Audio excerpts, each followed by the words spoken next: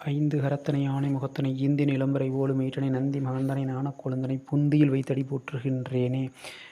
குரு பிரம்மா குரு விஷ்ணு குருதேவ மகேஸ்வர குரு பரபரமா தஸ்மே ஸ்ரீ குரவே நம குரவேஸ்வர லோகநாம் பிசேபுரவினம் நந்தியேஸ்வர வித்யானம் ஸ்ரீ தட்சணாமூர்த்தையே நமக. வணக்கம். நான் பொன் லோகநான் சொல்கிற குடும்பத்திலிருந்து பேசுகிறேன். இன்றைய தினம் நாம் எதை பற்றி பார்க்கலாம் அப்படின்னா, மாறாத மரண விதி அப்படிங்கிற தலைப்பின் கீழே நாம் இன்றைக்கி இந்த ஒரு இரு ஜாதகங்களை பார்க்க போகிறோம். அதில் ஒரு ஜாதகம் பரமத்தி வேலூரை சேர்ந்த ஜோதிடர், பிரபல ஜோதிடர் கொடிக்கம்பம் சோமு ஐயா அவர்கள் தன்னுடைய நெஞ்சம் மறப்பதில்லை தொடரில் 33வது தொடராக நாய்க்கடியால் மரணம் நாடி வந்த தருணம் அப்படிங்கிற தலைப்பின் கீழே ஒரு நாய் கடித்து மரணமடைந்த ஒரு 8 வயது சிறுவனுடைய ஜாதகத்தை பதிவிட்டிருந்தார். அதேபோல் ஒரு ஜாதகம் நமக்கு கிடைத்திருக்கிறது. அதே லக்னம், அதே கிரக அமைப்பு, சந்திரன் மட்டுமே ஒரு நாள் மாறி இருக்கிறது. ஒரே நாள் தான் வித்தியாசம். அதாவது ஐயா பதிவிட்டிருந்த ஜாதகம் அடுத்த நாளும் நமக்கு கிடைத்த ஜாதகம் அதற்கு முதல் நாளும் பிறந்தது. டைமும் மாறவில்லை, அதாவது நேரமும்.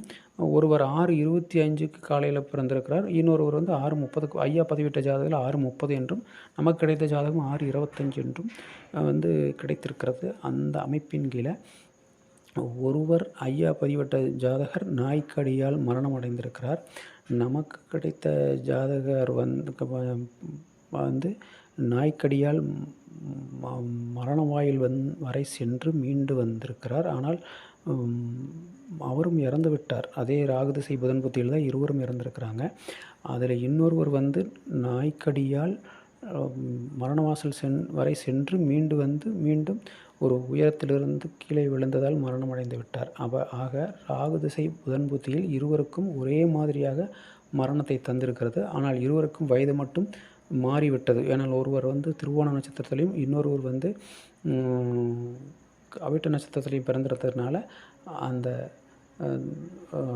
அதாவது என்னென்னு கேட்டிங்கன்னா,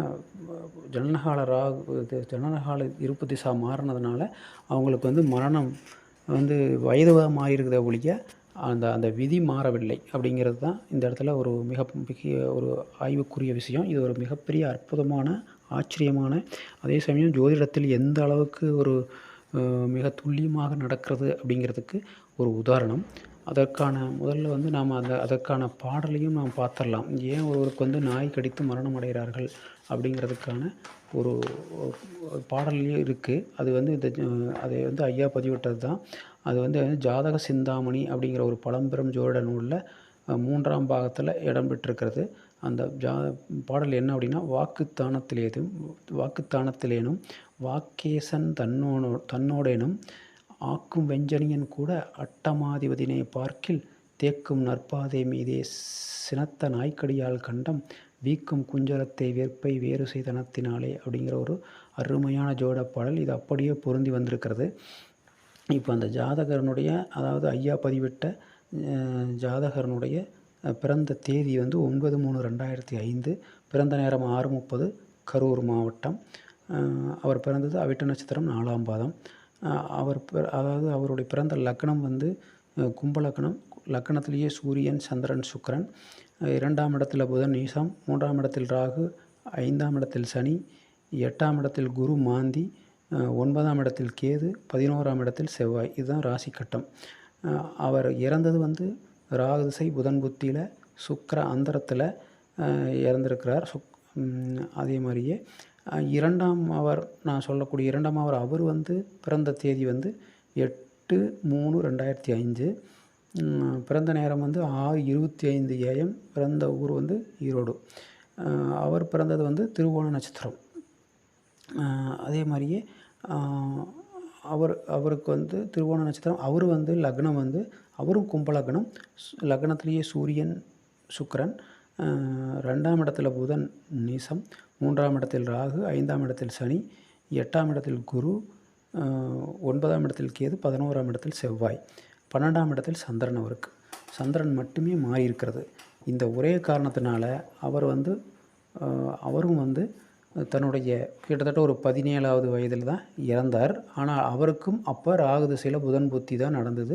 ராகுதிசையில் புதன் புத்தியில் ராகு அந்தரம் நடக்கும்போது அவர் இறந்தார். அவர் வந்து இதுக்கு முன் அவர் இறந்த தேதிக்கு முன்பே அவரும் ஒரு முறை நாயால் கடுமையாக தாக்கப்பட்டு 2, 3 நாய்கள் சேர்ந்து அவரை பிரட்டி எடுத்து அவர் வந்து மிகவும் உயிருக்கு ஆபத்தான நிலையில்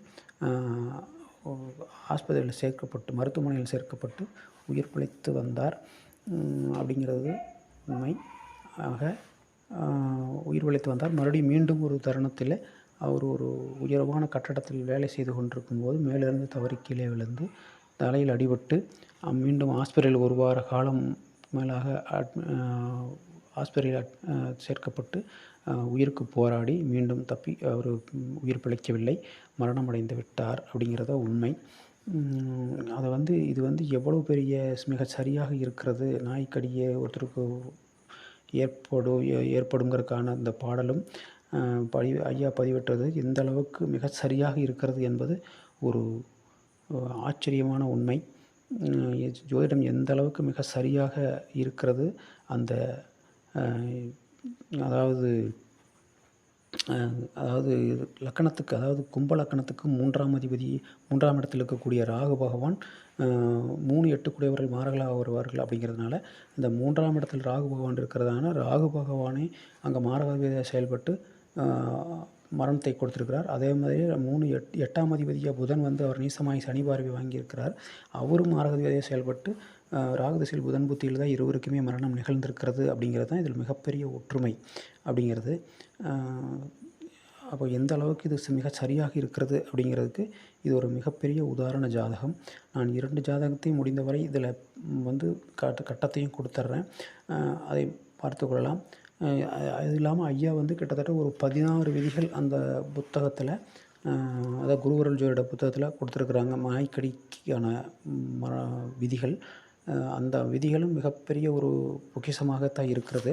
இந்த வகையில் பார்த்தோம்னா இங்கே வந்து 2ஆம் இடத்துல ஒரு நீச கிரகம் இருந்து அதை சனி பார்க்க அவர்களுக்கு வந்து நாய்க்கடியால் மரணம் ஏற்படுங்கிற ஒரு விதி மிகச்சரியாக ஒத்துப்போகிறது.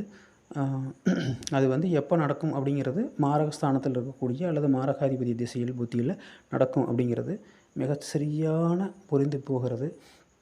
நான் முழுமையாக அந்த 16 விதிகளையும் என்னால் இங்கே சொல்ல முடியாது. காரணம் என்னென்னா இங்கே போதுமான இது உங்களுக்கு வீடியோ பெருசாக போயிட்டுருக்கிறனால இதை அப்லோட் ஆகிறதுக்கு ரொம்ப டைம் எடுக்கிறது. அதனால் வந்து இந்த முழுசாக என்னால் அந்த விதியை சொல்ல முடியும். உங்களுக்கு அந்த புத்தகம் கிடைத்தால் நீங்கள் வாங்கி படியுங்கள். இல்லைன்னா இதை ஐயா சமீபத்தில் தான் நான் ஒரு வீடியோவில் பார்த்தேன். ஐயா வந்து அதை ஒரு எல்லாத்தையும் ஒன்று சேர்த்து ஒரு மிகப்பெரிய புத்தகமாக போட்டிருக்கிறார். அவருடைய புத்தகம் கிடைத்தாலும் வாங்கி படியுங்கள். இது ஒரு மிகப்பெரிய பொக்கிஷமாக இருக்கும் அப்படிங்கிறது மாற்று கருத்தே இல்லை. நன்றி, வணக்கம். மீண்டும் அடுத்த பதிவில் சந்திக்கலாம். எப்பொருள் யார் யார் வாய் கேட்பினும் அப்பொருள் மெய்ப்பொருள் காண்பது அறிவு. நன்றி, வணக்கம். மீண்டும் சந்திப்போம்.